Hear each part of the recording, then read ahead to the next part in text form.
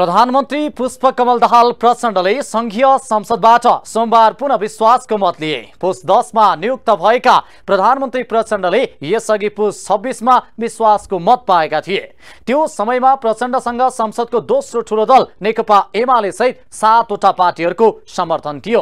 तर यो सिलसिलाले 3 महिनासम्म कटाउन सकेन। फलस्वरूप प्रचण्ड पुनः पुरानै गठबन्धनमा फर्किए र 3 महिनाकै अवधिमा 2 पटक विश्वासको मत लिनु पर्यो। सत्ता टिकाउनुको अर्थमा यो खेल उचित होला, तर आम नागरिकले परिकल्पना गरेको नेतृत्व भने अझै पाउन सकेको छैन। यस्ता क्रियाकलापले मुलुकलाई सही दिशातर्फ लैजाने संकेत पनि देखिएको छैन। नमस्कार, यो न्यूज या टुडे, म हेमराज भट्ट।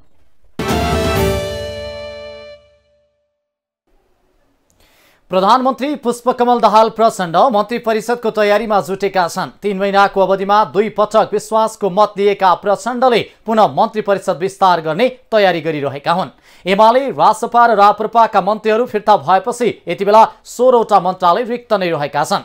यसबीचमा प्रचण्डले आफूलाई विश्वासको मत दिने दलहरूलाई पनि सरकारमा ल्याउने प्रयास जारी राखेका छन्। तर दलहरूको आफ्नै दाबीका कारणले त्यो सहज देखिएको छैन। राजनैतिक दलभित्र पनि मन्त्रीका आकांक्षीहरू धेरै हुँदा छनौटमा समस्या पर्ने देखिएको छ। संघीय संसदमा सोमबार प्रधानमन्त्रीले विश्वासको मत लिए। माओवादी केन्द्रका अध्यक्ष समेत रहेका पुष्पकमल दाहाल प्रचण्डले 3 महिनाको अवधिमा 2 पटक विश्वासको मत लिएका हुन्। प्रचण्ड पुरानै गठबन्धनमा फर्किएपछि पुस 10 गते बनेको समीकरण भत्किएको थियो। त्यसपछि एमाले र राप्रपाले समर्थन फिर्ता लिएपछि प्रचण्डले पुनः सोमबार विश्वासको मत लिएका हुन्। उनलाई अहिले 172 जना सांसदले समर्थन गरेका छन्। यो सँगै अब मन्त्री परिषद विस्तारको तयारी सुरु भएको छ। हाल प्रचण्ड नेतृत्वको सरकारमा 16 वटा मन्त्रालय रिक्त अवस्थामा छन्।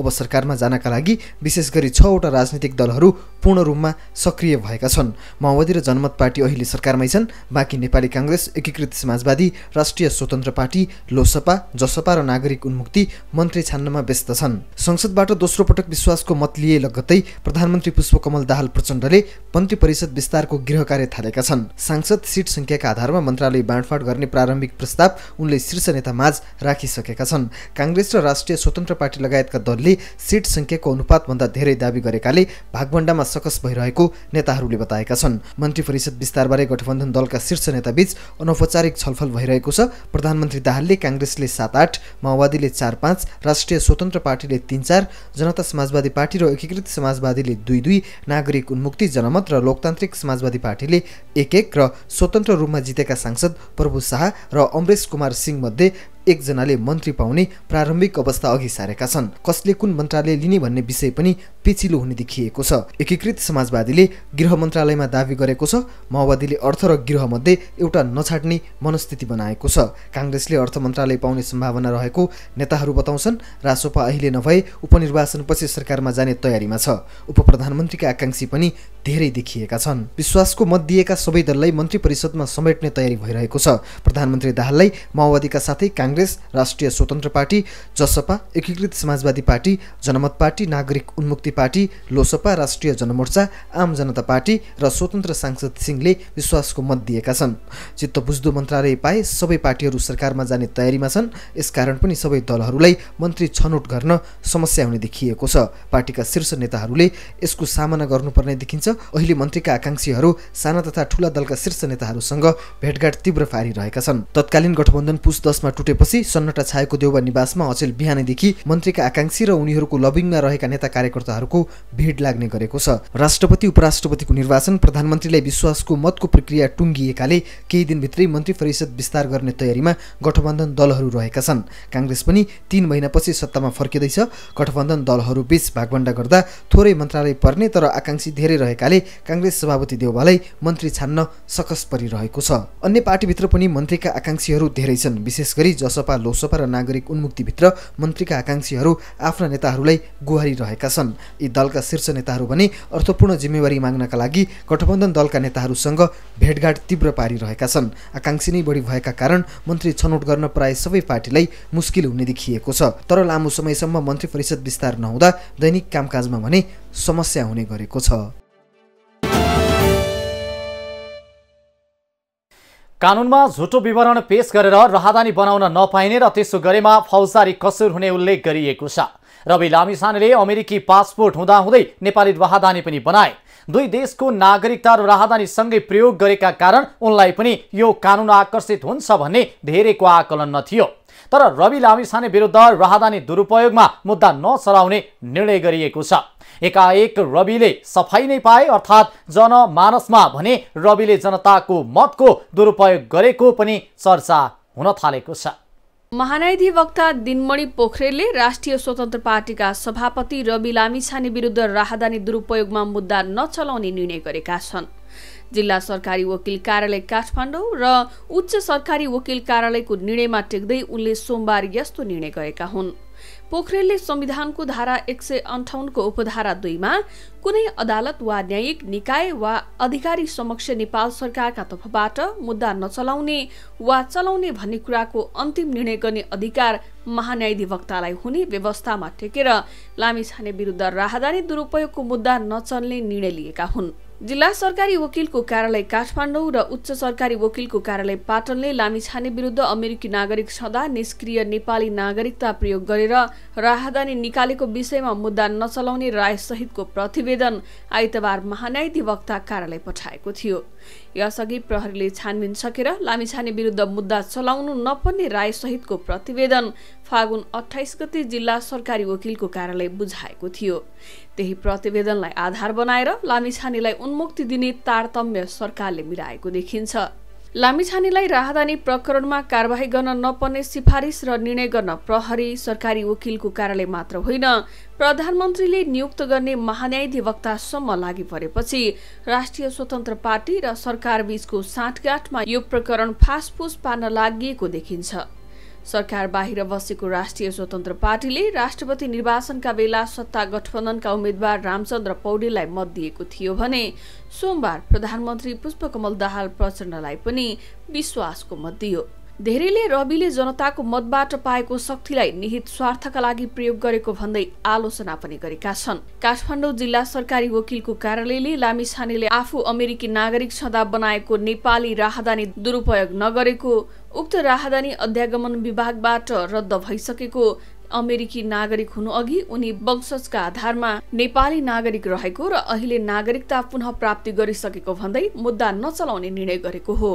त्यस्तै लामो समय अनुसन्धान गरिरहेको जिल्ला प्रहरी परिसर काठमाडौँले पनि उनीमाथि मुद्दा चलाउनु नपर्ने भन्दै अनुसन्धान प्रतिवेदन बुझाएको कुरालाई महान्यायाधिवक्ताको कार्यालयले अर्को आधार मानेको छ। यसरी दोहोरो राहदानी लिए पनि दुरुपयोग नगरेको कुरालाई मुख्य आधार बनाएर लामिछानेलाई प्रहरी र सरकारी वकिलको कार्यालयले उन्मुक्ति दिन खोजेका छन्।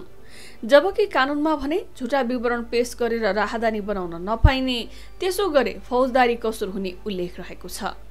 लामिछानेले 2070 सालमा अमेरिकी नागरिकता लिएका थिए। त्यसपछि नेपालको कानुन अनुसार उनको नेपाली नागरिकता स्वतः निष्क्रिय भयो। अमेरिकी नागरिकता लिएको 1 वर्षपछि उनी नातेदार भिसामा नेपाल आएका थिए। नेपाल आएको केही समयपछि उनले नेपाली राहदानी बनाएका हुन्। 2075 सालमा नागरिकता विवाद उठेपछि उनले अमेरिकी नागरिकता त्यागेका थिए, तर कानुन अनुसार नेपाली नागरिकता पुनः प्राप्ति गरेका थिएनन्। उनले निष्क्रिय रहेको नेपाली नागरिकता प्रमाणपत्र बुझाएर नै पछिल्लो आम निर्वाचनमा उम्मेदवारी दिए। उनी निर्वाचन जितेर सांसद बने पनि निष्क्रिय नागरिकताका आधारमा उम्मेदवारी दिएकाले उनको योग्यतामा प्रश्न उठाउँदै सर्वोच्च अदालतमा रिट परेको थियो। सर्वोच्चले उनको सांसद पद खारेज गरेपछि उपप्रधान तथा गृहमन्त्रीको पद समेत गएको थियो। सर्वोच्चले कानुन बमोजिम नेपाली नागरिकता पुनः प्राप्ति नगरेको भन्दै निष्क्रिय नागरिकताको प्रमाणपत्रका आधारमा पाएको उनको सांसद पद बदर गरिदिएको हो। त्यसपछि उनले जिल्ला प्रशासन कार्यालय काठमाडौँमा गएर पुनः नागरिकता प्राप्ति गरेका थिए। त्यस्तै निष्क्रिय भएको नागरिकताबाट लिएको राहदानी पनि फिर्ता गरेका थिए। राहदानी सम्बन्धी कानुनले आफूलाई राहदानी नचाहिने भए फिर्ता गर्न सकिने व्यवस्था गरेको छ। तर फिर्ता दिँदैमा झुटा विवरण दिएर राहदानी बनाएको विषयमा कारबाही नहुने भनेर कानुनले भनेको छैन। तर यो न्यायिक नभई प्रशासनिक निर्णय भएकाले सरकारवाला पक्ष, प्रहरी, सरकारी वकिल अनि महान्यायाधिवक्ता कार्यालयको निर्णय विरुद्ध रिट लिएर सर्वोच्च अदालत जाने बाटो भने अझै खुल्ला छ। रविको नागरिकता र राहदानीबारे गृह मन्त्रालयमा उजुरी दिएर प्रहरीसम्म अनुसन्धान ल्याउन सक्रिय युवराज सफलले सर्वोच्च जाने बताएका छन्। धारा 291 मा कुनै पनि नेपाली नागरिकले विदेशी स्थायी अनुमति पत्र ग्रहण गरेको छ भने उसले चुनाव लड्न पाउँदैन। त्यो स्थायी अनुमति पत्र त्यागेको 3 महिना व्यतीत भएपछि बाधा पर्ने छैन। उहाँले नागरिकता उताको त्यागेको भन्ने जानकारी त नेपाल सरकारको सिडिओ कार्यालयले त माघ 15 गते थाहा पायो। अनि वैशाख 15 गते 1 महिना के 3 महिना पुग्छ। 15 पछाडि उहाँ चाहिँ एउटा पाउनुहुन्छ उठ्न। कानुनमा झुटा विवरण पेश गरेर राहदानी बनाउन नपाइने र त्यसो गरे फौजदारी कसुर हुने उल्लेख छ। राहदानी ऐनको दफा 21 को क मा झुटा विवरण दिई राहदानी वा यात्रा अनुमति पत्र लिए वा लिने प्रयत्न गरे राहदानी कसुर गरेको मानिने उल्लेख छ। उक्त कसुर गरे दफा 22 अनुसार 2 लाखदेखि 5 लाख रुपैयाँसम्म जरिवाना वा 1 देखि 3 वर्षसम्म कैद सजाय वा दुवै हुने भनिएको छ। धेरैले रविको केसमा पनि यही कानुन आकर्षित हुन्छ भन्ने आकलन गरेका थिए, तर रविले सफाई पाएका छन्।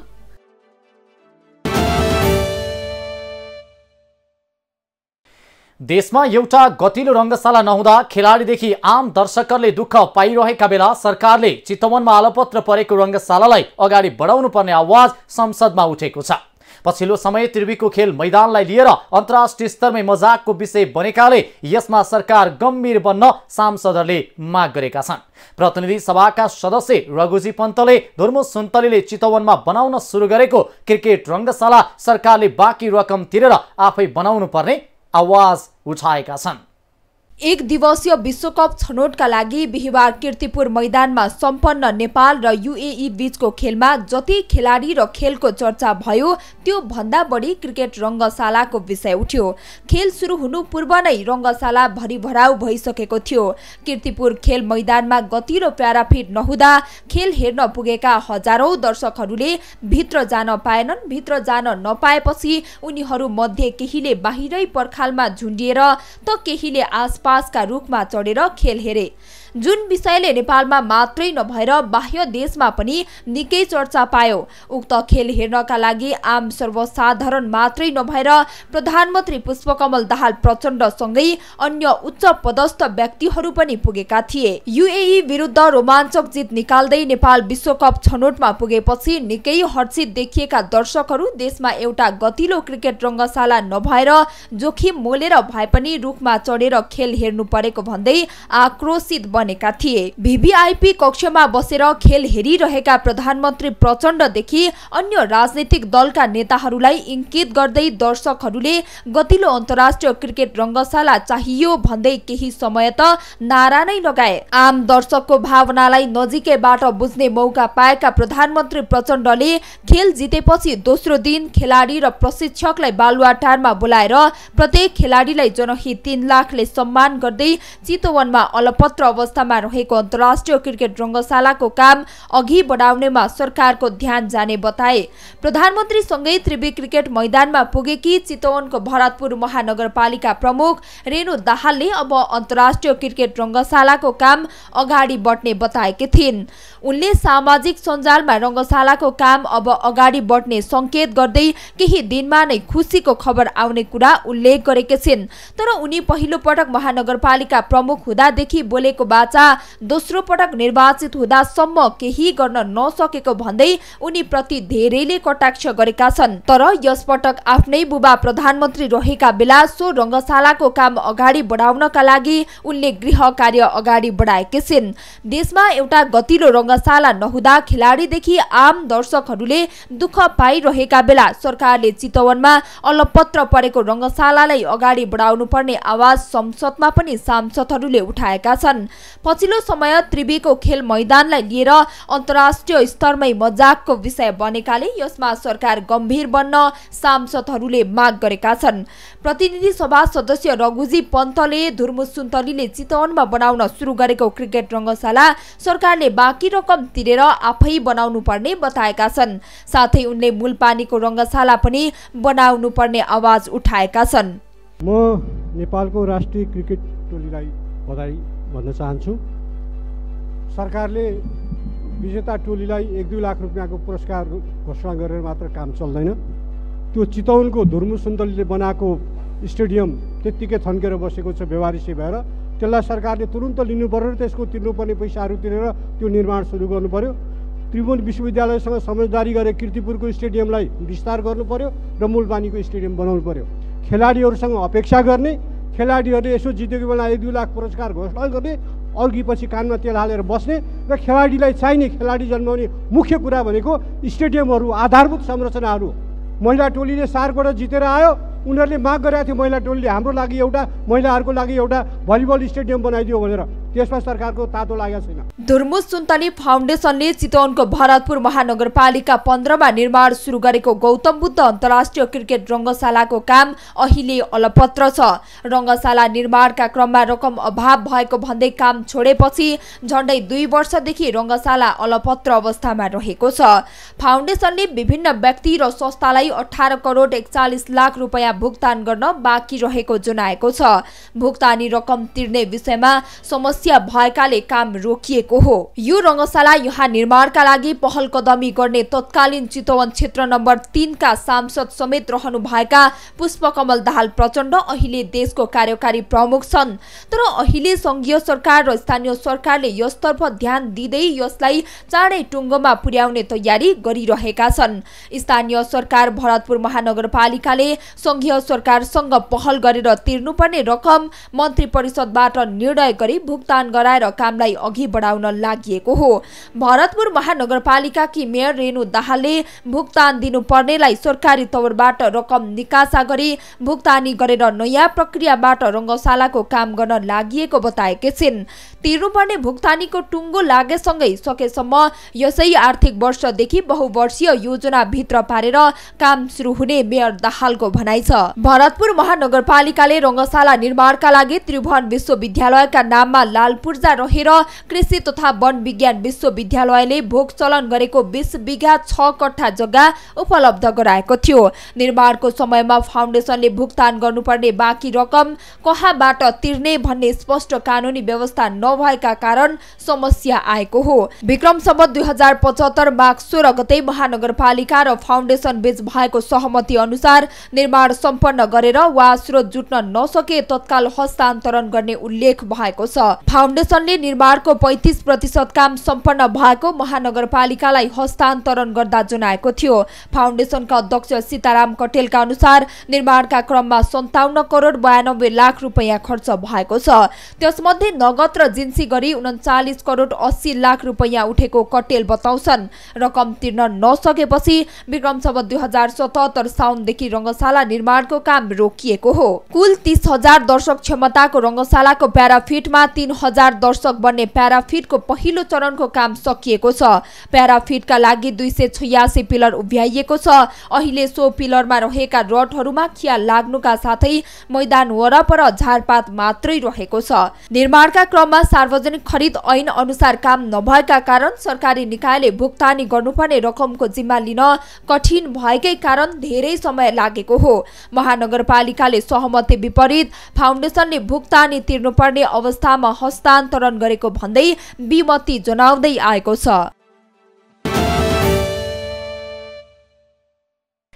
निर्वाचन आयोगले वैशाख 10 गतेलाई उपनिर्वाचनको कार्यतालिका सार्वजनिक गरेको छ। यसबीचमा मुख्यतः 3वटा निर्वाचन क्षेत्र अझै बढी चर्चामा छन्। तनहुँ 1, बारा 2 र चितवन 2 लाई उपनिर्वाचनको रौनकले समातेको छ। तनहुँबाट निर्वाचित रामचन्द्र पौडेल राष्ट्रपति, बाराबाट निर्वाचित रामसाई प्रसाद यादव उपराष्ट्रपति र चितवनबाट निर्वाचित रवि लामिछानेको सांसद पद नै खारेज भएपछि उक्त क्षेत्रमा उपनिर्वाचन हुन लागेको हो, जसका लागि विभिन्न पार्टीका अधिकांश नेताहरू आकांक्षी देखिएका छन्, जसका कारण यस क्षेत्रमा पनि रोचक चुनावी प्रतिस्पर्धा हुने अनुमान गरिएको छ। हवस् त आजलाई न्युज एट टुडे यति नै। हामी सबै बिदा चाहन्छौँ। नमस्कार।